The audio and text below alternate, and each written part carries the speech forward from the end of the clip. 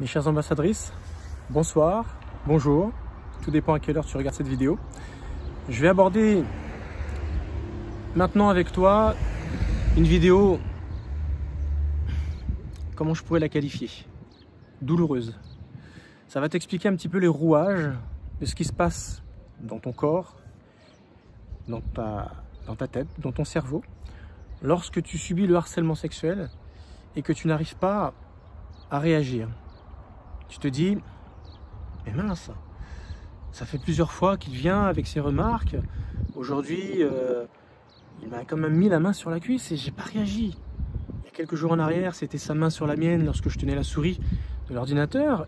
J'étais gêné, mais je ne l'ai pas enlevé. Pourquoi je n'arrive pas à réagir? Et il n'y a aucun mot qui sort de ma bouche. Je suis gêné, mais je suis incapable de l'empêcher de faire. Je n'arrive pas à lui dire non. Pourquoi? Pourquoi j'ai réagi comme ça? Et j'ai honte. Pourquoi je ne réagis pas? Qu'est-ce que vont dire les autres? Que j'étais consentante? Si j'étais pas consentante, j'aurais réagi. Mais ça se passe pas comme ça en réalité. Et c'est ce que je vais essayer de te dire ce soir dans cette vidéo. Lorsque tu subis du harcèlement sexuel, que ça va jusqu'à l'attouchement, voire l'acte sexuel, il y a quelque chose qui se passe au niveau de ton cerveau qu'on appelle la sidération. En tout cas, c'est la première étape qui se met en branle dans ton corps.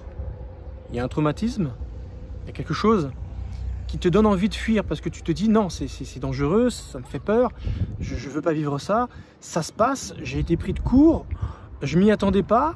Ah, bien, par sidération, c'est ça qu'il faut comprendre. La sidération psychique, c'est un état de choc, c'est-à-dire on ne s'attend pas à ce que ça vienne, même si peut-être on est déjà dans une ambiance, on sait que ça peut venir à n'importe quel moment, mais quand ça se passe, à chaque fois, c'est comme si on suffoque. En tout cas, on suffoque, pas physiquement au niveau de la respiration, on suffoque sur le plan cérébral. Et c'est, comme je viens de le dire, un mécanisme d'autodéfense. Un mécanisme d'autodéfense cérébrale qui est en fait une réaction face à un danger que nous sommes en train de vivre sur le coup. Comme il y a danger, le corps n'a qu'une envie, c'est fuir. Et jusque-là, tout va bien. C'est-à-dire que nous allons fuir et notre corps nous met donc dans cette sidération. Il y a au centre de notre cerveau plusieurs glandes. Et entre autres, une glande qui s'appelle l'amygdale, elle va sécréter au moins deux hormones. Deux hormones du stress, à savoir l'adrénaline et la cortisol. Ces deux hormones vont rentrer en sécrétion, ça va commencer à prendre une grande partie du cerveau et ces deux hormones vont être diffusées dans tout le reste du corps. Le pouls va commencer à s'accélérer, la respiration va commencer également à s'accélérer, nos muscles vont commencer à se contracter pour justement opérer la fuite. C'est ça qui va nous permettre de piquer un sprint sur 100, 200, 300 mètres, à la limite même en battant un record du monde, parce que là on se dit c'est une question de vie ou de mort. Donc voilà ce que notre sécrétion d'hormones va nous permettre de faire. Un exemple que tu as déjà certainement dû entendre, tu vois ton enfant qui est sous une voiture et la voiture elle était avec un cric, ça tenait à peine. Tu vois ton enfant dessous, une maman, une ménagère qui a en temps normal pas de force, elle va voir ça, une peur va l'envahir, qui va lui faire sécréter ces deux hormones, elle va réussir à soulever la voiture quelques fractions de secondes juste pour libérer l'enfant. Après peut-être que la voiture lui tombe dessus, ou après elle arrive peut-être à s'en dégager, mais elle va plus avoir de force et là elle va tomber livide, aucune force, elle va tomber dans une torpeur, parce qu'elle aura tout donné en une fraction de seconde de par cet apport hormonal. Donc cette sidération, elle est là pour nous sauver la vie, tout simplement. Mais tout ça, ça se passe quand on peut fuir. Et tout va bien quand on peut fuir. Quand on ne peut pas fuir, parce que notre agresseur est plus fort physiquement que nous, voire ils sont à plusieurs. Il me bloque au sol, sur le lit, là où il m'a traîné ou là où il m'a surprise. Et il me déchire mes vêtements, j'ai beau me débattre, j'ai pris 2-3 mandales, je suis sonné et j'ai compris que toute cette adrénaline, toute cette cortisol qui est là, va me servir à rien, je ne peux pas fuir. Alors il va y avoir une surchauffe à un moment donné. Cette surchauffe de l'amygdale, cette surchauffe cérébrale va être nuisible pour toi, pour ton corps. Et il va bien falloir, à un moment donné, évacuer ce trop-plein d'hormones. Parce que sinon, tu risques un arrêt cardiaque. C'est même vital dans l'autre sens. Vital pour fuir, mais tu ne peux pas fuir. Donc du coup, ce trop-plein d'hormones, ça devient vital pour toi, parce que tu risques de mourir parce qu'il y en a trop. Trop d'un coup. Parce que ça te servait à fuir, ça te servait à faire un effort physique que tu ne fais pas. Donc pour évacuer ce trop-plein d'hormones, à ce moment-là, il va y avoir un shunt qui va se mettre en place, un court-circuit de cette surchauffe cérébrale. Il va y avoir 2 molécules qui vont se sécréter, la kétamine et l'autre, la morphine. Et ces 2 hormones vont réguler, vont shunter le trop-plein d'adrénaline et de cortisol. Mais le problème, c'est comme ça va réguler, tu vas revenir à un état normal, comme s'il ne se passait rien, alors qu'il se passe quelque chose. Et c'est là que tu vas basculer dans la deuxième phase de ce qui se passe souvent lorsqu'on ne réagit pas face à une agression sexuelle ou face à un attouchement qui commence à prendre trop d'ampleur. Tu vas rentrer dans ce qu'on appelle la dissociation. Cette sensation que tu as souvent quand tu as l'impression qu'il y a un dédoublement de ta personnalité. Avec un état de relaxation profonde, il y a certaines personnes qui arrivent à cet état-là. Et c'est pas quelque chose de paranormal, c'est quelque chose qui est tout à fait faisable. Lorsqu'on est dans un état de calme, de méditation avancée, ou de profonde relaxation, on peut se mettre dans cet état-là. Mais là, du coup, ça sera suite à un contrebalancement de molécules contre des hormones qui étaient néfastes pour ta survie. Et donc, du coup, qu'est-ce qui va se passer?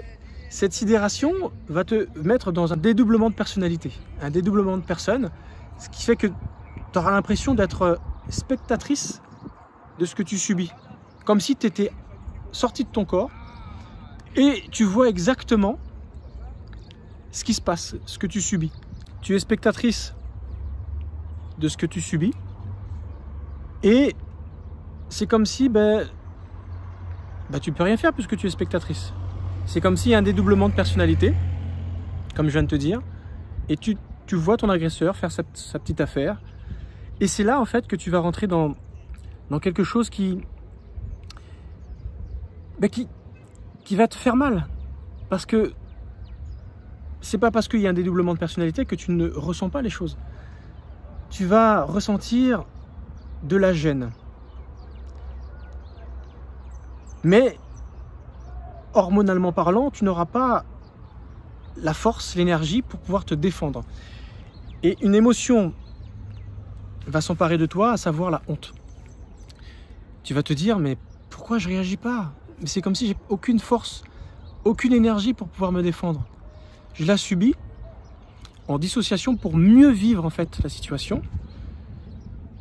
Mais cette sensation, cette émotion de honte que tu vas avoir, elle va rester dans ton corps. C'est quelque chose qui va rester là et qui, dans un futur, va se réveiller. Et j'en parlerai un petit peu plus loin dans cette vidéo. Ça risque de te poser problème après coup lorsque tu vas vouloir parler à des personnes, te confier. Tu seras tenaillé par cette honte qui sera là, qui te poussera à te taire en te disant tais-toi, parce que quand tu vas commencer à parler déjà, tu seras confus, ça ne sera pas forcément dans l'ordre. Factuellement parlant, tu auras du mal à ordonner les faits, ton ressenti, ce qui fait que les personnes vont vite te juger. Et c'est ça qui fait que tu seras gêné, tu auras honte de parler, tout simplement, de ce que tu auras vécu. Et ce que j'essaie de te dire, c'est que la culpabilité va s'emparer de toi. Et c'est pour ça que beaucoup de victimes de harcèlement sexuel, de viol, d'inceste, ne parlent pas, en fait. Ils ont du mal à dénoncer. Et heureusement, la loi a compris ça. Les magistrats ont été formés, en fait, à cette sidération qui existe chez les personnes traumatisées qui ont subi ce harcèlement sexuel. Ils ont été formés, ces magistrats-là, et c'est pour ça que la loi donne, je crois, c'est une trentaine d'années, pour qu'une personne qui a subi ça puisse dénoncer son bourreau. Heureusement, parce que c'est vrai qu'il faut prendre en ligne de compte ce blocage. Et malheureusement, avant que ça soit compris, cela, dans beaucoup de jurisprudence, la personne qui portait plainte après coup, on lui reprochait de ne pas avoir réagi. Et donc souvent, les faits étaient portés non pas comme un viol, mais comme simplement un abus sexuel. Ce qui souvent faisait grincer des dents la partie civile, forcément. Parce que ils étaient conscients que c'était pas jugé à la juste mesure, mais juste à cause de ce petit détail-là.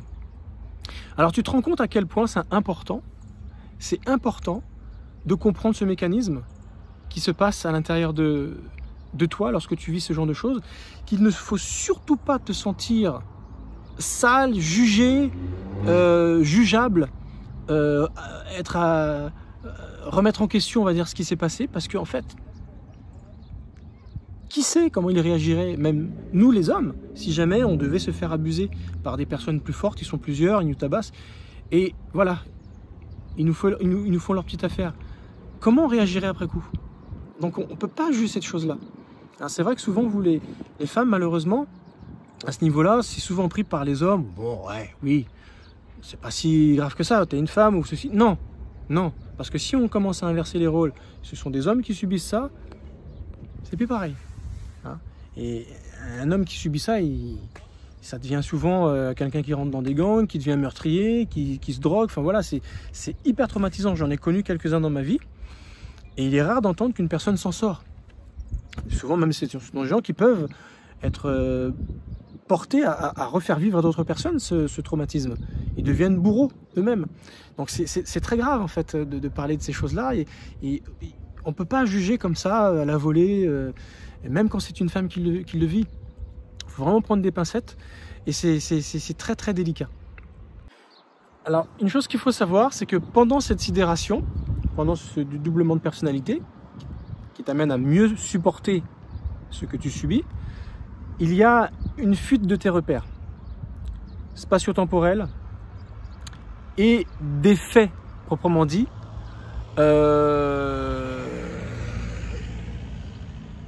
des faits en ce sens que tu ne te souviens plus trop de la réalité. Tu vas être très hésitante, on va dire, sur l'ordre des faits, la manière dont ça s'est passé. Alors si jamais tu dois porter plainte, c'est à ce moment-là que tu vas te rendre compte que qu'est-ce qui s'est passé? Pourquoi j'ai du mal à organiser mes pensées, à être la personne en face de moi, elle va peut-être même douter. Attends, elle n'est pas en train d'inventer quelque chose.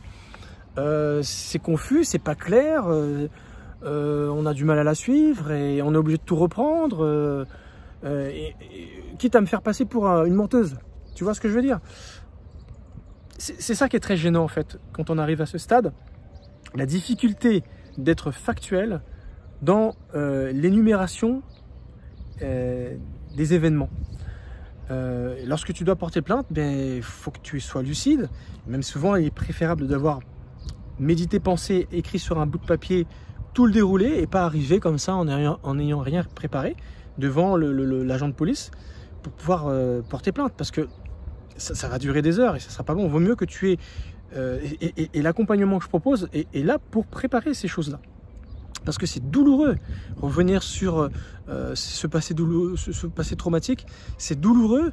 Et si tu fais ça toute seule, tu risques de mettre des années avant de commencer à rédiger quelque chose. Et c'est ça que je propose dans l'accompagnement, réussir à se préparer à rédiger les faits, mais avec un détachement émotionnel. Mais pour qu'il y ait un détachement émotionnel, il faut forcément avoir travaillé sur l'émotion, enlever la mémoire traumatique. On ne pourra pas enlever la mémoire des faits, la mémoire de ce qui s'est passé, mais la mémoire traumatique, ça s'enlève. Ce qui fait qu'après, c'est plus facile de parler de ce que tu as subi. C'est ça qu'on appelle en fait une sidération. Cette sidération, tu sais qu'elle est visible sur le plan biologique lorsque tu fais un IRM. Il y a des aires de ton cerveau qui sont au marqueur actifs, en suractivité, lorsqu'on veut, sur un plan, on va dire, juridique, prouver qu'une personne a vécu une sidération. Tant mieux. Ce qui fait que maintenant la loi va dans le sens de la victime par rapport à cela. Alors, ce que j'essaie de te dire dans cette vidéo, c'est que si jamais tu ne réagis pas, si jamais la honte, la culpabilité s'est emparée de toi, c'est tout à fait normal. C'est tout à fait normal et ça se passe pendant la phase de la sidération. Parce que effectivement, tu te vois être spectatrice de ton viol, de ton attouchement, comme si tu n'as plus d'éthique, comme si tu n'as plus de moralité, comme si tu acceptais, comme si tu aimais ça, comme si... Mais non, non. Et c'est ce détail-là sur lequel il faut beaucoup jouer pour ta dignité, pour te reconstruire et pour ne surtout pas être mal jugé par ceux qui vont écouter ton récit. Aussi bien dans ton entourage que ceux qui vont te défendre ou t'accuser, parce qu'il y aura toujours un chef d'accusation et une défense sur qui tu vas bien sûr dénoncer. Tout criminel a droit à un avocat, a droit de se défendre. Voilà. Donc il faut que tu saches correctement te défendre et que tu connaisses correctement la loi. Voilà. Juste après la sidération, la troisième phase de ce qui se passe quand tu subis du harcèlement sexuel, viol, inceste, pédophilie, peu importe, ou que ça peut être de l'attouchement tout simple, et que tu gaspes, tu suffoques, c'est la fuite mentale. En ce sens que tu n'arrives plus à réfléchir, tu n'as plus les idées claires, tu n'arrives plus à penser, et du coup comme tu n'arrives plus à réfléchir, penser, ben, tu ne peux pas avoir un dialogue, tu peux pas parler. Et c'est pour cette raison que tu n'arrives pas à avoir des paroles d'une personne qui se débat, qui se défend. Non, laissez-moi tranquille, dégage, lâche-moi. Non, c'est parce que justement, il y a plus de pensée. C'est ce que les énergéticiens, les bioénergéticiens appellent la perte de l'âme sur un plan énergétique. C'est comme si, voilà, ton âme, ton énergie qui te permet d'être, de t'animer, de te mouvoir, de réagir, n'existait plus. Voilà. C'est ce qu'on appelle une tétanie mentale, une tétanie cérébrale. Hein. Ce qu'on peut appeler également oui, une torpeur cérébrale, c'est exactement ça. Hein. Où la réaction est impossible. Et bien sûr, toutes ces trois étapes s'enchaînent assez rapidement les uns derrière les autres. C'est ce que tu vis en quelques secondes. Hein. En quelques secondes, tu vis ces choses-là. Voilà. Même si quelquefois tu peux vivre le traumatisme pendant plusieurs heures, te faire abuser pendant plusieurs heures. Et imagine en fait, par autant de molécules chimiques que tu es traversé dans ton corps, tout le temps de ton traumatisme que tu vas subir physiquement, eh bien, tu seras baigné dans ces hormones qui vont te mettre dans sidération. Donc c'est vraiment ce que j'essaie de te dire là, c'est néfaste en fait.